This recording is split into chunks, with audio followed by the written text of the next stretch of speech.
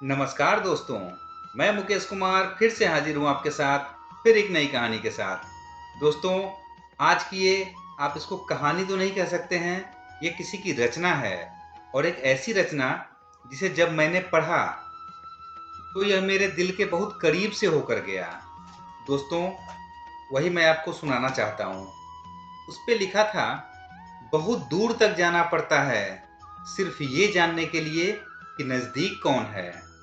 वक्त आपका है, चाहो तो सोना बना लो, चाहो तो सोने में गुजार दो। वक्त हालात देखकर बदलता है और अपने मौका देखकर। बुरा करने का विचार आए तो कल पे टाल दो, अच्छा करने का विचार आए तो आज ही कर डालो। पीठ हमेशा मजबूत रखनी चाहिए, क्योंकि शाबाशी और धोखा दोनों पीठ पीछे से ही मिलते हैं। सच्चे इंसान को झूठे इंसान से अक्सर ज्यादा सफाई देनी पड़ती है। सच को तमीज ही नहीं बात करने की, झूठ को देखो कितना मीठा बोलता है। परखो तो कोई अपना नहीं, समझो तो कोई पराया नहीं। कई बार मन करता है हार मान लूं, लेकिन बाद में याद आता है अभी तो मुझे बहुत लोगों को गलत साबित करना है। ये वो दौर है जहां मासूमियत को बेवकूफ़ी कहा जाता है। अपनी उम्र और पैसों पे कभी घमंड मत करना, क्योंकि जो चीजें गिनी जा सके वह यकीनन खत्म हो जाती है। मेरी मंजिलें मेरे करीब है, इसका मुझे एहसास है। घमंड नहीं मुझे अपने इरादों पर, ये मेरी सोच और हौसले का विश्वास है। आधी जिंदगी गुजार दी हमने पढ़ते पढ़ते, और सीखा क्या? एक दूसरे को नीचा दिखाना।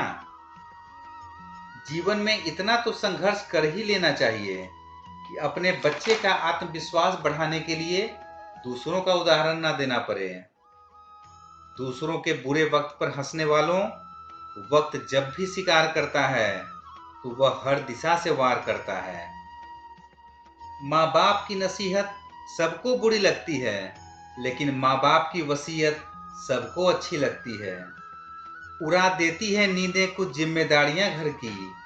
रात में जागने वाला हर शख्स आशिक नहीं होता। उम्मीद कभी भी हमें छोड़कर नहीं जाती, बस हम ही उसे छोड़ देते हैं। दुनिया के सबसे मुश्किल कामों में से एक है समझदारों को समझना। आज की दुनिया में लोग बदलते नहीं, बेनकाब होते हैं। कदर करने वाले को हमेशा बेकदर लोग ही मिलते हैं। ना किसी के अभाव में जियो, ना किसी के प्रभाव में जियो। ये जिंदगी है आपकी, अपने स्वभाव में जियो। अक्सर अकेलेपन से वही गुजरता है जो जिंदगी में सही फैसले को चुनता है। जिंदगी के रेस में जो लोग आपको नहीं हरा पाते, वही आपको दौड़ कर हराने की कोशिश करते हैं। ऊपर वाला मौज में आए तो सरताज बना देता है, और जरा सी नजर फेर ले तो मोहताज बना देता है। अपनी जिंदगी से कभी नाराज मत होना। क्या पता आप जैसी जिंदगी दूसरे लोगों का सपना हो।